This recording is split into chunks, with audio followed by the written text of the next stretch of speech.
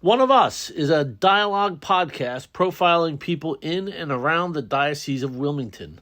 It also appears in writing in the print edition and online at thedialogue.org. The featured subject could be someone who works behind the scenes at your church or school, volunteers at the parish, or is a regular churchgoer or longtime parish member. Do you want to suggest a person to be profiled?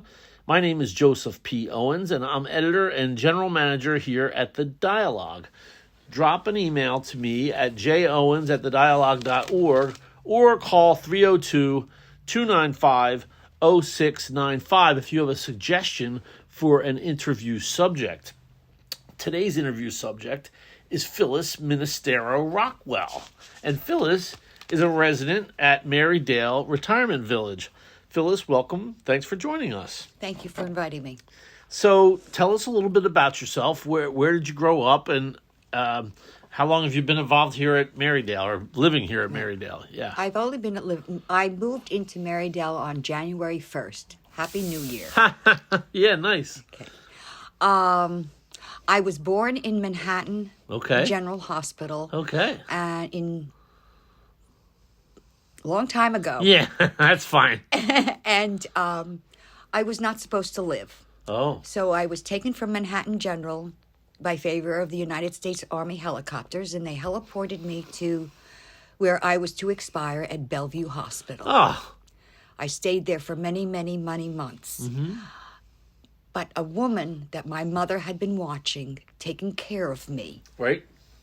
had said that she enjoyed watching me. Yeah. In the incubator there. Okay. And I was just laying there. Yeah. She said, but what your daughter has is something that needs more intervention. She said, and I would like to be that intervention for her, for your baby. Yeah. She changed her shifts and worked the midnight shift for my mother. Okay. So that my mother could be home with the other child. Okay. She used to take me out of the incubator and turn me upside down, very gently, cradling me down. Yeah. To understand that, I was born with a diaphragmatic hernia. Oh, my goodness. And a collapsed left lung. Oh, gosh. So I was only breathing with one lung. Oof. But at 3 1/4 pounds, they didn't have much hope for me. Right. She was a woman of color of Baptist faith. Yep. And she used herself as a vessel to God. Wow. And what she did was, by bringing me down this way and up, the lung fell out of the hole, of the hernia hole. Huh. And I took my first fresh breath of air with 2 lungs. Wow. So it opened up, and the rest is history. And the rest was history, because they still didn't know how to close up the hole. Yeah. So I'm still living that way. Wow. Well, good for you. I've had enough experiences with the intervention of God that keeps his kingdom in my heart. Sure. I do not frequent the churches anymore. But he still sits with me. Right. I go to my garden to pray. Yeah. And I know that through another very, very severe accident, I was a passenger. Oh. Tractor-trailer truck hit us. Oh. And I had lost my face. Oh, my. And when I got to the hospital, the surgeon said, "You're very in shock. Yeah. And I have to save your life." Yeah. When I woke up, Right. I looked at, he was right there. I was in another state. I looked at him and I said, "It's over. I'm alive." He says, "And now you're going to begin to live again." Huh. Wow, that's really... I was his miracle. So that's part of your spirituality. It sounds like you're a very spiritual person. But I had also had an operation in a different year that I was allergic to the anesthetic, and it put me right into cardiac arrest. Oh, my goodness. And I was legally dead for 6.5 minutes. Oh, jeez. And my experience with a near-death experience brought more light to maybe who I am. Yeah. Or because I went through the tunnel, and I fought because I had just had a baby. Right. But when I got there, I saw the Golden Gates. Ugh. And I heard my grandmother's voice.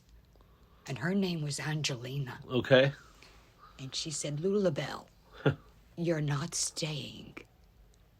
She was the only woman in my life that ever called me Lulabelle. Wow. And I could see my grandfather on my other side. Huh. His name was Papa. Yeah. And I saw him. We don't see the people as people. We see them, or I saw all the people that were there that were greeting me. That's how I experienced that. I had white sheets on. You could not see faces. Mm-hmm. All you could see was the outline.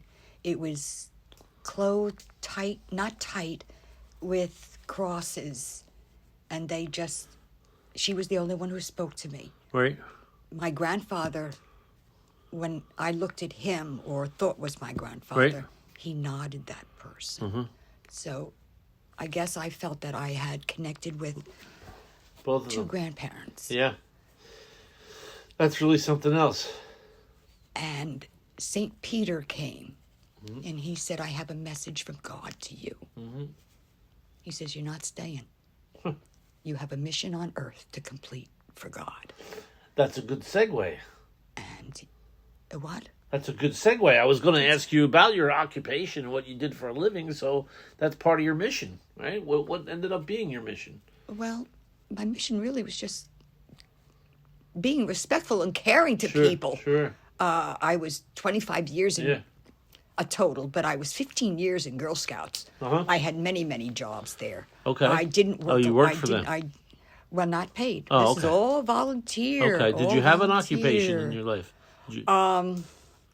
No, I didn't have a personal occupation. Okay.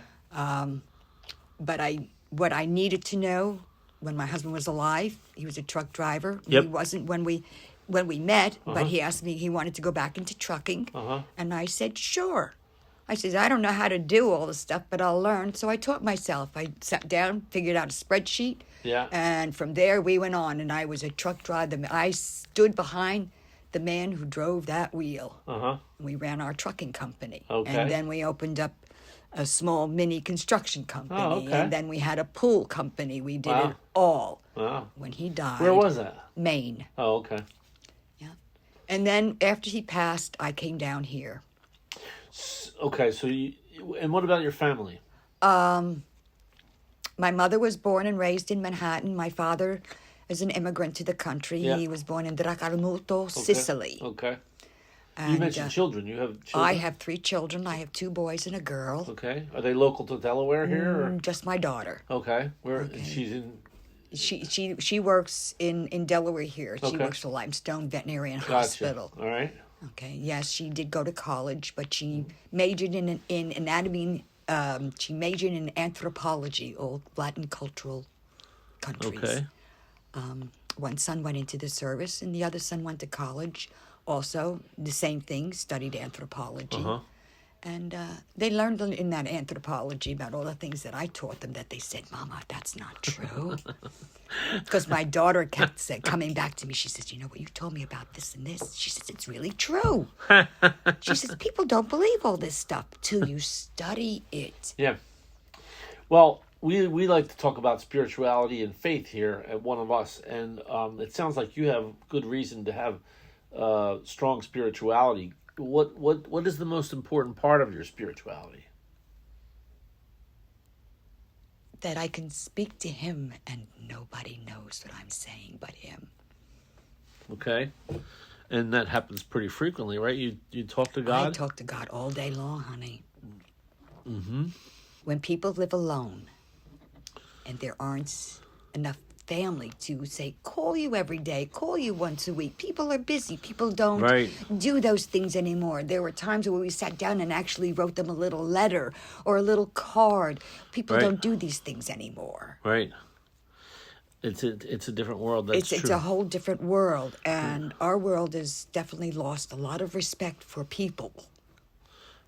In all ways, not just in one way. So you mentioned your 3 children. Mm-hmm. Any grandchildren? I have 2 grandchildren, Okay. but I don't see them. Okay. And again, we're talking about faith, and obviously with all that you've been through. It's the only thing I ever had to hang on to that I could call my own. I was going to ask you, what does it mean to you? So it's your own, right? It's my own. Nobody can take it from me. You know, we think of things that we had and we lost, things we wanted to be. They've been stripped from us somehow. There's a reason. But there's no one can strip me of my faith in God.